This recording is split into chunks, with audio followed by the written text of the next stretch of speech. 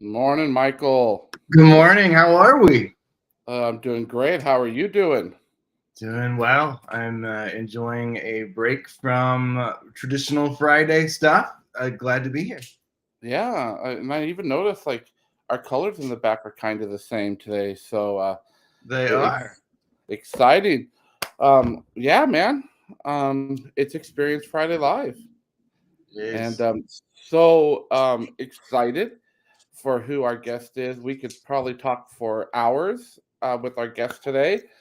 We were just talking, but hey, Michael, why don't you tell people why we continue? We're almost 2 years into this. Why we No continue way. Friday Live? Yeah, Right. Well, I guess we could say we continue to do it because people show up. So thank you, everybody, for showing up. More importantly, though, I was thinking this morning, TikTok is in the news again. And it just occurred to me as I'm going through Reels. So, no matter what platform you use, if it's Insta, if it's Facebook, it's TikTok, whatever it is, and you're watching all these little short videos that people like to produce and people like us just can sit and scroll through, believe it or not, what's happening on these videos?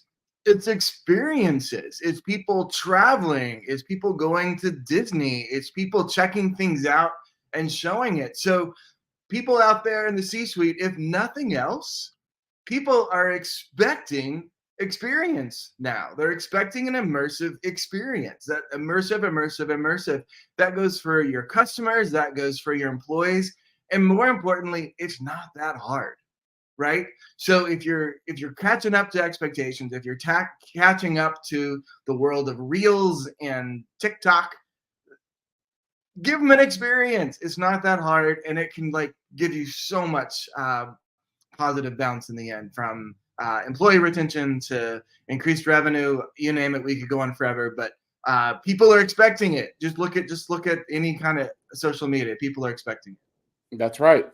Well, and listen, I know this: the person that we have on today loves experience, loves building businesses and providing an amazing experience. We were so honored to meet her last September at an event and got to hear her speak.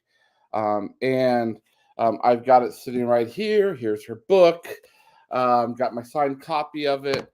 And it was actually really hard for me to start picking about like what were we going to discuss, And so let me read her bio just to give her justice. Puja Rios is the president and chief operating officer at Kevel, a retailer ad server company that makes it easy for brands to monetize their sites and apps. Previous to Kevel, Puja was the chief revenue officer of Frame.io. While at Frame, Puja led the company to over 100 million in annual revenue, reoccurring revenue, and a multi-billion-dollar exit to Adobe. She spent 7 years at Xerox and 13 years at Career Builder as their SVP of Enterprise Sales and Customer Success.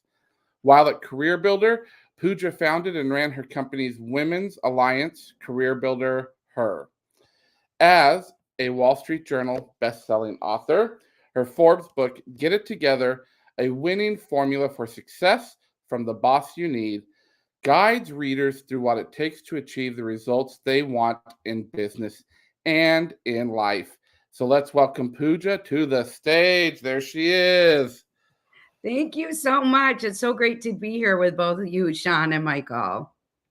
Well, it is an honor to have you here with us. And, we heard you speak at a dear friend of ours company, Question Pros event, and you were just on fire. And I remember leaving that going, holy cow, people need to know more about Puja and her journey. If you haven't read the book, listeners, get out there, get it bought.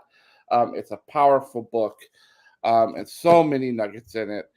But Puja, we start every show off with the very same question, and that question is this: why do you do what you do, and what keeps you motivated as you do it? I love that question. So I do what I do for two reasons. One, I love to watch businesses grow, and I love to get in, roll up my sleeves, work with an incredible team as I do at Kevel, and watch businesses grow. The second part of why I do what I do is really is all around people. How do you take people from where they are currently and then watch them grow both personally and professionally in their career? And to me, there is no bigger gift than that. I've had people that have stayed with me for 8+ years, and I watched them grow from a rep to an executive vice president. And for me, there is no bigger gift than that. So you mean employee experience matters? 150% it matters. It is a foundation of everything that a company should revolve around. Michael, I know you want to say something about that because I see Michael's wheels already turning around that. Yeah, look. I mean, so I'm ripping off the book title, Get It Together, right? So the get part. And I can't help when I'm talking to you to think, is it like C-suite people either get it or they don't get it? Like, why is it so hard to convince leaders to get on this train? Like, and it's not even a train. I don't even need to be like flimsy about it. Like, why is it so hard to get leaders to understand that it's not just about your spreadsheet, it's about humans? And the better you treat your humans, creating those experiences, the better it is for your spreadsheet. Why is that such a hard thing for leaders to get? I don't know. I have been fortunate to work along leaders that really get it. They 100% get it. And I think about Kevel today, and one of the biggest reasons I joined Kevel was because of our founder, James Avery. And frankly, the entire company really understands each other at a much more granular level. There is this like remarkable level of trust across our company. And when you think about how we're structured, we are fully remote. We have 60% of the company is in product design, R&D, and engineering. And the remaining is on what we would call the commercial side of the house. And everyone's spread out all over the world. And when we all got together, the level of trust that exists, I truly believe, started with our founder. And I hope to carry that through as president and COO. Well, love it. And Michael already started to give away a little bit around the very first question, which comes right out of the book. Again, if you haven't got her book, get the book. Thank you. What is GIT? GIT. Okay. So the Get It Together, this actually, let me kind of take a step back. I chose to write the book because to the second thing I said, the most important, which is our people, I chose to write the book to really just help, right? I figured it was a faster way for me to be able to spread the message and hopefully one person at a time help them, which eventually will help them in their personal lives and in their organizations. And then that snowball will grow. Get It Together really boils down to being fierce in all you do. We all have 1,000 plates that are spinning at the same time. Like, think about our lives today. I mean, Michael, you brought it up, right? Like, just think about social and the amount of like inputs we're receiving, plus our jobs, plus our families, plus if you're women and you're a mom or your parents, and think about everything that's coming at us at one time. Well, Get It Together really means having a plan and being able to execute on that plan with the goals that you set for your life and for your business life. And so the book really is broken down into 4 distinct parts about how do you set your strategy for the year, right? How do you set your strategy or your goals for the year? How do you keep it super tight? Like, it should never be more than 3. A lot of people, I'm going to use people and companies. A lot of companies will be like, we have 50 goals this year. I'm like, no. We have 3 and we're going to stick to them. In your personal life, you're like, I have 50 goals this year. No, you have 3, right? So the first thing is like, how do you set the right strategy both for your life and for your business? And then second, how do you relentlessly execute on that while all of these inputs are coming to you every second of every day and they're making you like mental? And so Shawn, I know we were talking prior to our call starting, but like, the last 2 weeks for me, I will tell you, have been completely mental. I would call it like going through the gauntlet of starting my role I talk about it a lot in my book, where the first 90 days are completely insane. But are we still sticking to the strategy that we set as a company? Are my husband and I still sticking to the 3 main goals that we had at the beginning of the year? And that's really what Get It Together is. I love it. Like that is something I am implementing. I want to see your sheet, Shawn. That's what's so good is like I know Michael's giving me the look like, really, Shawn, are you really I'm starting to get it together, Michael. And the next one that you're going to comment on, Michael, yes, we're going to talk about it, and I do like it. And we have a very dear friend whose name is Shawn Savinsky, who does it as well. Dig into more of it, because I have to put the title of this chapter because it was awesome. Stick to your strategy. When the going gets tough, the tough stick with it. Yeah. So you started to talk a little bit about it, but why? Like, what is the story behind that? Because you obviously, Puja, have learned something where you have said, we have tried to do multiple goals. Like, what is the story behind that, and what's the best piece of advice you can give to people around that? And then Michael can start yelling at me because I know what he's, this one is the one I struggle with the most. So yeah, so it's really, look, my husband and I, we've been together for 21 years, and this really all stems from our personal relationship. And when we first started, the true story is, it's in the book as well, but the true story is we had $3 to our name. And we were both going through what I would call like career transitions at the time. And we were both in our late 20s. And I remember we were laying, for those of you that are from Chicago, we were laying on the call. We were laying in Reese Park. We didn't even have a blanket. It was ridiculous. And we realized that we had $3 to our name. This ice cream guy comes by. I take one of the $3 to buy an ice cream. The ice cream subsequently falls off the stick. And I looked at my husband and I was like, this is not how this is going to go. So we started actually setting our very tight goals 21 years ago. And this is an exercise that we do usually anywhere from January 2nd to January 5th.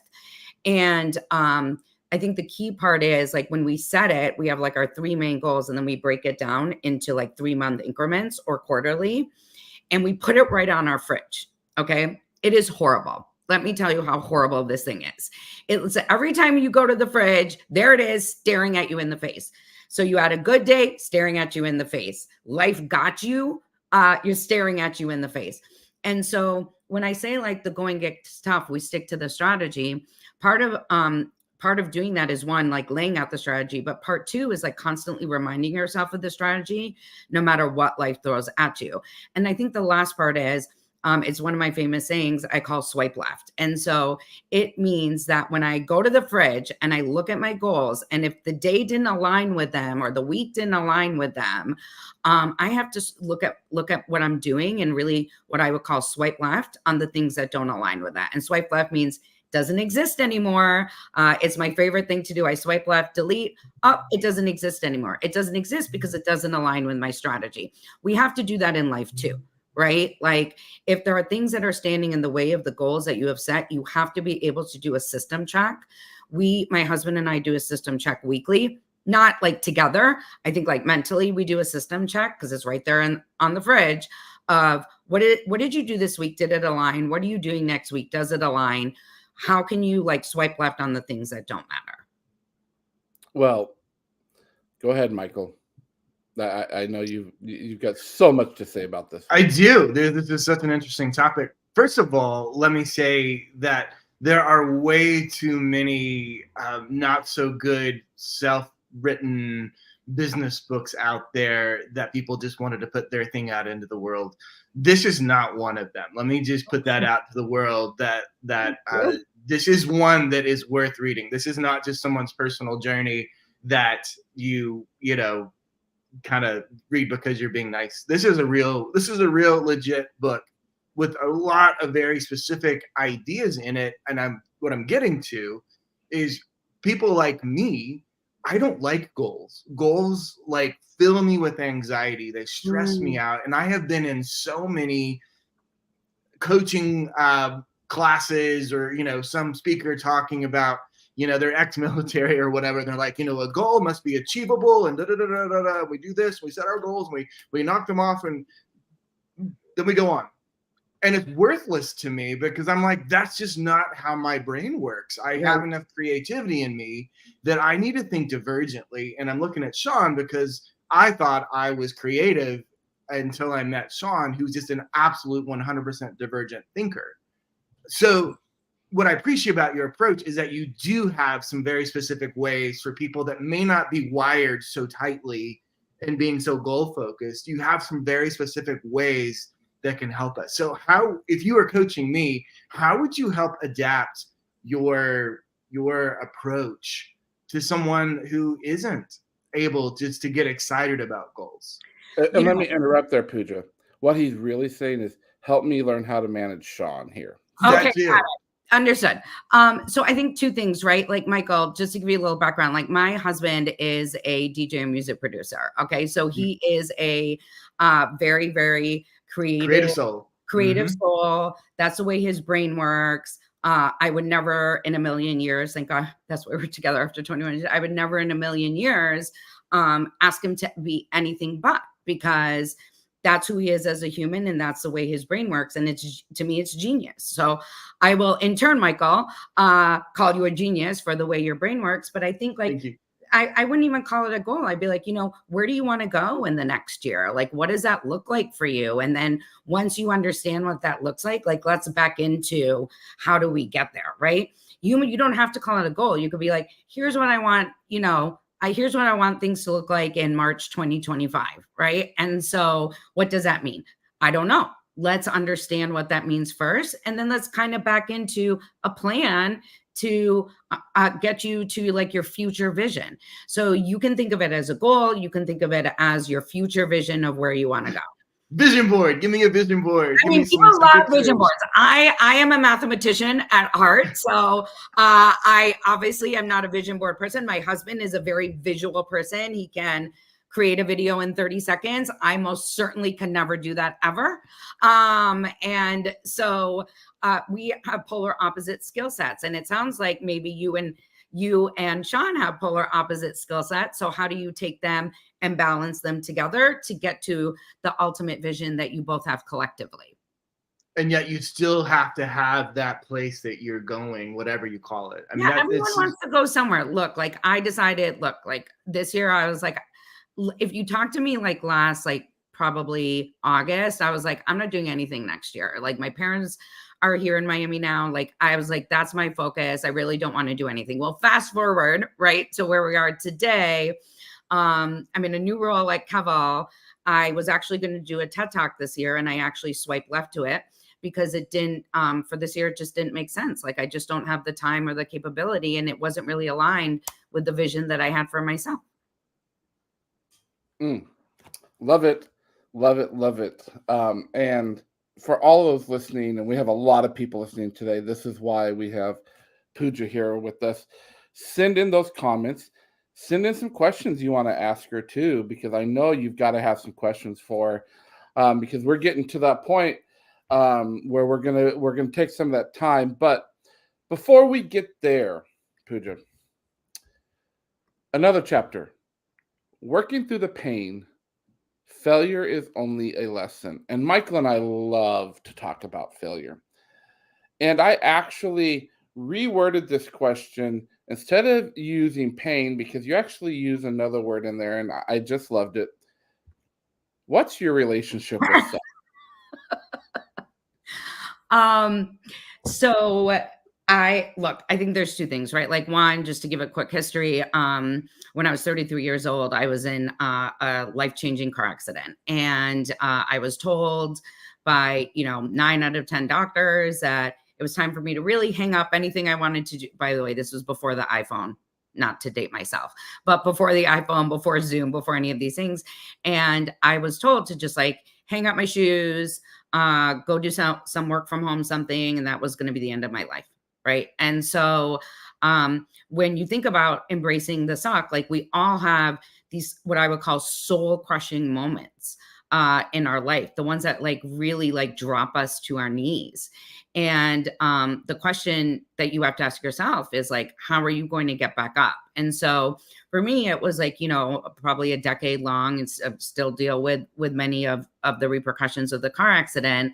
But for me, it was like, how do I really, like, if I'm down and my body decides it's not going to work, well, that sucks. But I'm going to embrace it because my brain's still working. And so I'm going to use my brain. I may not be able to physically use my body. And so that is what I mean when I say embrace the suck. Look, failure is like standard for all of us in our lives, whether that's in our career or that's in our personal life or a combo, sometimes of both. They both hit you at the same time. But the question is, how are you going to use that to your advantage? And so for me, through like the illnesses that I have, which are fibromyalgia and rheumatoid arthritis, it actually forces me to like shut everything down, but it gives me a lot of time to think. And so I use that to my advantage. And so, yes, it may suck that I'm like curled up in a ball on the couch, but guess what? My brain's still working. So I'm going to embrace this and do something that's going to help us propel forward. And I remember when you shared that in your keynote that we heard you speak about. I think that's what drew me so much to you, as many of our listeners know, 22 was my hard year, stage 3 cancer. Deal with those moments, as you talk about, Puja, where, there's some days I don't have the energy. I don't want to get out of bed. It hurts. My body hurts. I love it when people think that once you're through cancer and through chemo that everything's better. But your body's wrecked for life in some way or form. But it's also dangerous for that, Michael will tell you, because it's in those moments when I have to lay still and be that way, when my brain works, is when my creative juices go. And that's when Michael starts getting texts. Hey, Michael, why don't we go climb the Eiffel Tower? Why don't we go, like, all of this stuff? And he's like, go to sleep. So I start ignoring the text. Yes. Just start to ignore. But it is in those moments. I just love your mentality and what you bring to the world to say, just because it sucks, just because you may feel at that moment you're a failure, you're not, and keep going. And the swipe left. Yeah, it's my favorite. But to bring it back to where you started, it's really hard to have that grit to be in that ball and to stay focused on something if you don't have that goal, that vision, that direction that you're going, right? Exactly. Like if you don't have that drive to go somewhere, then you are going to sit still. Exactly. And so it's like, you have the vision, you still have to look at it every day on the fridge, even if your body is like, no. But that's like, okay, like now, you know what? Maybe I physically can't do something, but let me focus on my goal a different way. And it's true opposite too, right? You might have someone who's physically capable, but emotionally, mentally, spiritually are not. And there's work to be done there as well. Right? They're drained, they're burnt out. And so, the reverse of that, that's a great question, Michael. Like the reverse of that is, okay, how do I get my mental state back to where it needs to go? In today's day and age, like, our ability to ensure that our mental state is right and we are not burnt out. And when you look at really like, at least like all the people I coach, both men and women, like we're in a stage of burnout. So how do you have the ability to just pause and be able to clear your mind? I call that in the book, taking time to think. Mine is every morning for an hour. I wake up before everyone else. My neighborhood's like, they're stone silent. And that's my time to think. And usually on Sundays, I carve out, the first 4 hours of my morning to think, because that actually helps me mentally process everything that's happened, everything that's going to happen, and really get to more of like, I would never call it Zen. Anyone that's worked with me will say, the woman is not Zen. But I will say, like, gets me to, I think, a calmer state of mind. But let's be clear that you're not doing that because you're a C-suite pulling a legitimate salary. This started when you had $3. That's right. Right. So I think it's another perception of like, oh, I can't, they have all these resources that I don't have. I'll never be able to pull that salary. Well, you started somewhere. Come on, let's Exactly. go. Exactly. Right? It's like 30 minutes a day is what I ask people to do. Give yourself 30 minutes a day. If you can only do it twice a week, cool. Like that's a starting point. Mm-hmm. But just start. Just start. But Just go. start. And Start with a vision, with an end in mind. Yeah, at least one thing that's an end in mind for you, and that's great. Like you started with something. So I have a question, Puja, for 2025 and your 3 goals. Because if I remember correctly, last year, one of your guys' goals was to eat healthier. Yes. Is that a goal again for 2025, or are you allowing yourself to eat the desserts that you want to eat? Well, let me tell you something. I did have 2 donuts yesterday. I was having a bit of a bear of a week. But yes, it is still a goal. And I think it's like for us, and we've gotten to the point where, we're at like what I would call, everyone has their thing. For me, it was like, I'm at my desired weight. Now it's like, how do we maintain that and continue that healthy lifestyle, but with some balance? And, one of our other goals for 2025 is, when we look at Kevel, right? Like Kevel is at, if you look at retail media overall, it is in the early stages of a completely natural evolution. And us, if you look at really the broad space of retail media, we are entering like the next wave of retail media innovation that's going to completely shift the industry. And so when I look at Kevel and like our goals that we've set for Kevel, we are super focused on the retail media space. We know that we have 4 areas that we can help our customers, which is leveraging unique first-party data, open real-time bidding, utilization of flexible infrastructure, and then finally combining on-site and off-site. Those are the goals we set. Now we're going to go get all of the customers that are in the need for that. And so that is the same thing, is like, these are our goals for 2024, but it's also going to help propel us into 2025. Awesome. All right. Straight talk time with Puja, which I stole that again from her book. Those of you who haven't got it, go out and get it together. At the end of every chapter, she talks about straight talk time with Puja. So we're ending now. It's been an amazing show. What's the one piece of advice you want to leave everybody with on top of the other 100 nuggets that you've left us today? Yeah, the one piece of advice would start with a plan and go. It's never going to be perfect. Just go. Just go. I love it. Well, Puja, if you will hang out, Michael and I are going to close up the show. And after we go from being live, we'll come back and say bye to you. But thank you so much. Best place to find you, Puja? LinkedIn at Puja Rios. Yeah, Puja Rios, LinkedIn. If you can't find her there, find me. And we will make it happen, and I'll make sure to connect. But hang on, Puja, and we'll be right back. All right. Awesome. All right, Michael, you obviously know what my plans are this weekend. And for those that don't know, I'm kind of wearing it. University of Kentucky, SEC basketball tournament. What's your plans this weekend, Michael? No basketball at all. And I'll leave that one alone. Michael lives in Louisville, Kentucky, and we'll just leave it for that. For those we're sitting this one out. We're looking for the future. There you go. Awesome.